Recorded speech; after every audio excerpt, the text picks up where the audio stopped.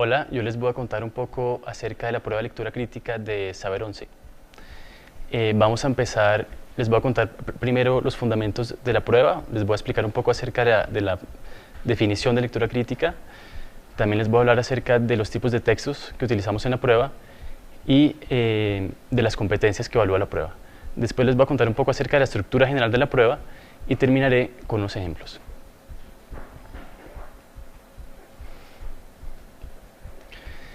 Entonces, antes de evaluar algo, hay que tener una definición de lo que queremos evaluar. Nosotros definimos la prueba de lectura crítica a partir de unos estudios que pueden encontrar en el marco teórico de la siguiente manera. La lectura crítica es un proceso activo y complejo que implica 1. La comprensión literal del texto, 2. Construir e interpretar el sentido de un texto y 3. Aproximarse al sentido de manera crítica, tomando en cuenta el tipo de texto y el propósito de la lectura.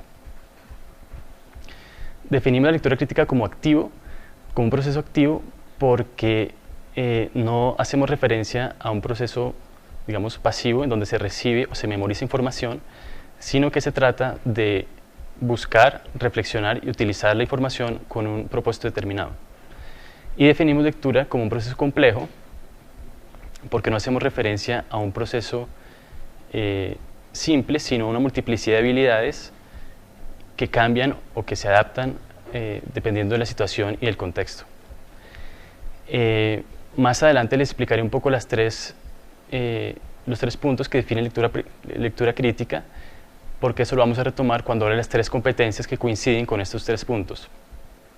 Quizás valga la pena mencionar por qué hablamos de lectura crítica y no simplemente de lectura.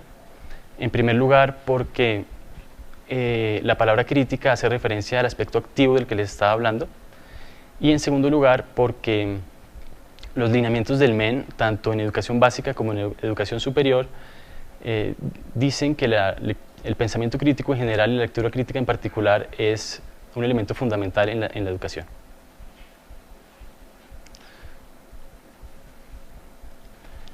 Entonces, la prueba evalúa 3 competencias que se organizan de la más local a la más global. Entendemos por competencia las habilidades cognitivas que permiten interpretar y entender un texto. La primera competencia es identifica y entiende los contenidos explícitos de un texto, es decir, identifica los eventos, las ideas, las afirmaciones y demás elementos locales de un texto y entiende los componentes explícitos de un texto, por ejemplo, las palabras, las oraciones, las formas gramaticales básicas. La segunda competencia, que es un poco más global, comprende cómo se articulan las partes de un texto para darle un sentido global, es decir, comprende la manera como se relacionan los elementos locales de un texto y comprende la organización semántica y la estructura formal de un texto. La tercera competencia, que es en sentido estricto es la competencia crítica, reflexiona a partir de un texto y evalúa su contenido, es decir, relaciona el texto con contenidos que no se encuentran en el texto y reconoce estrategias discursivas y evalúa la validez y la veracidad del contenido presente en el texto. Estas son pues las 3 competencias que evaluamos en la prueba. Las competencias son generales, es decir, que no dependen del tipo de texto que estemos leyendo. Sin embargo, ya hay tareas precisas dentro de estas competencias que varían dependiendo del texto. Es más, dependiendo del texto, leemos de diferentes maneras, lo que quiere decir que un lector competente adapta sus estrategias y sus habilidades de lectura al tipo de texto que estén leyendo. Es por eso que es muy importante tener una tipología de textos que sea lo suficientemente amplia y sólida. La tipología que usamos entonces en la prueba, primero dividimos entre textos continuos y textos discontinuos. Los textos continuos son textos que se leen de forma secuencial y se organizan en palabras, frases, párrafos, etc. Y los textos discontinuos son textos que no se organizan de forma secuencial y se organizan en tablas, en infografías, en matrices, en puntos, etc. Dentro de estas 2 grandes categorías de textos continuos y discontinuos dividimos en textos literarios e informativos, los cuales se diferencian en términos de sus propósitos y estructura. En los textos literarios tenemos cuento, novela, poesía, canción o dramaturgia, o textos que contengan componentes literarios como pueden ser autobiografías, discursos, entre otros. En los textos informativos tenemos 3 categorías. El primero es expositivo, Un texto expositivo presenta información, provee explicaciones y definiciones, describe hechos o teorías desde una perspectiva impersonal y objetiva, por ejemplo, libros escolares, diccionarios, enciclopedias. Hacemos un gran énfasis en textos expositivos y intentamos que sean textos de estilo académico, como los que presentan un tema o como los que pueden introducir una disciplina en un curso universitario. Los textos argumentativos comparten muchas características con los textos expositivos, pero difieren en cuanto a su propósito y estrategias retóricas. El propósito es persuadir al lector, defender un punto de vista, por ejemplo, un discurso, una columna de opinión o los ensayos. Finalmente, introducimos una tercera categoría que digamos, se define por su contenido, que es el texto expositivo argumentativo filosófico. Introducimos este texto porque, como diré más adelante, la nueva prueba evalúa las competencias de lenguaje y de filosofía. El texto filosófico se enfatiza por lo que ya dije. Todos estos textos intentamos que se puedan comprender sin información externa, porque queremos que un lector competente con buenas estrategias y habilidades de lectura entienda un texto así no sepa mucho el tema. Es así como podemos evaluar la capacidad de aprender leyendo. Y la segunda gran categoría, los textos discontinuos, introducimos textos literarios, por ejemplo cómics o caricaturas, y textos informativos como tablas, diagramas, etiquetas, gráficas, avisos publicitarios, infografías, entre otros. Introducimos textos discontinuos, valga la pena remarcar, porque hay estudios que demuestran que los adultos leen más textos discontinuos que continuos en la vida cotidiana, por ejemplo, formularios, manuales, instrucciones, etc. Y porque también son muy recurrentes en el ámbito académico, por ejemplo, gráficas, infografías, entre otros. Ahora les voy a contar un poco acerca de la estructura del módulo de lectura crítica. El módulo está compuesto por 36 preguntas de selección múltiple con una única respuesta.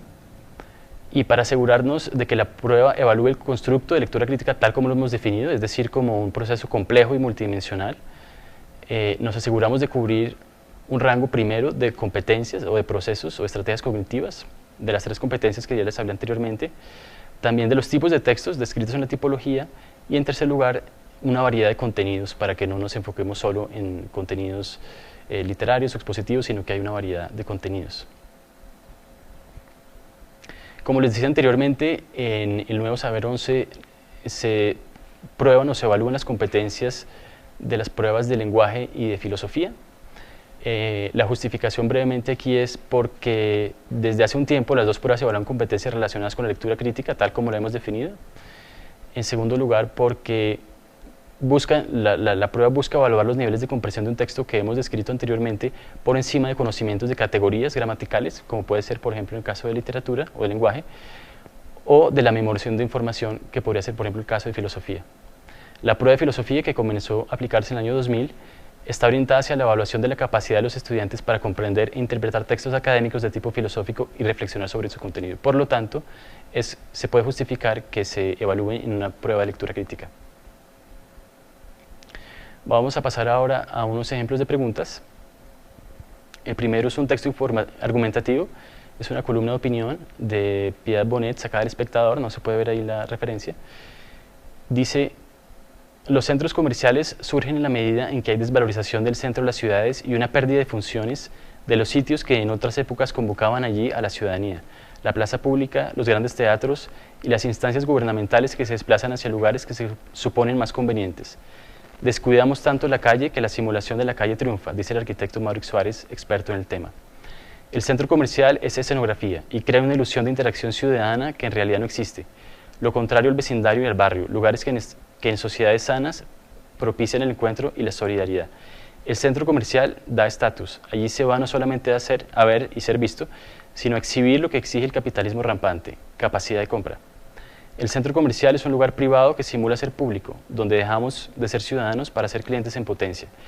Es triste ver cómo se instaura una cultura del manejo del tiempo de ocio que hace que las familias prefieran estos lugares que venden la idea de que consumir es la forma de ser feliz, al parque o a la calle que huye con sus realidades complejas. Entonces, pusimos 3 preguntas que evalúan las 3 competencias y así se dan cuenta ustedes de cómo hacemos preguntas para cada una de las competencias. La primera pregunta es: En el enunciado, allí se va no solamente a ver y ser visto, sino a exhibir lo que exige el capitalismo rampante. La palabra subrayada tiene la función de A. Restringir la información de la idea anterior, B. Explicar lo anotado en la idea que la precede, C. Señalar una oposición con lo anotado previamente y D. Ampliar la información de lo anotado previamente. Entonces, claramente es la respuesta D y la justificación es la siguiente. El estudiante debe comprender el significado de la conjunción adversativa sino e inferir su función específica a partir del contexto. En este caso, la palabra sino precedida por solamente tiene la función de ampliar la información de lo dicho previamente. Más precisamente, añade una razón a las dos razones por las cuales las personas van a los centros comerciales. Esta pregunta se sitúa en la primera competencia, pues el estudiante debe entender un elemento local que se encuentra explícito en el texto. La segunda pregunta es, según el texto, los centros comerciales surgen y cobran importancia porque la respuesta es C, los lugares públicos se han desplazado y el centro ha perdido su valor. Y la explicación es la siguiente, el estudiante debe reconocer que la desvalorización del centro de las ciudades y el desplazamiento de los lugares públicos son dos razones por las cuales los centros comerciales surgen y cobran importancia. El estudiante debe integrar diferentes partes del texto para poder identificar estas dos razones. La tercera pregunta es, una de las estrategias usadas por la autora para reforzar su argumento es, la respuesta es A, citar la opinión de un experto en el tema, y la justificación es la siguiente, el estudiante debe identificar la frase de Maurice Suárez y reconocer las estrategias argumentativas que la subyace.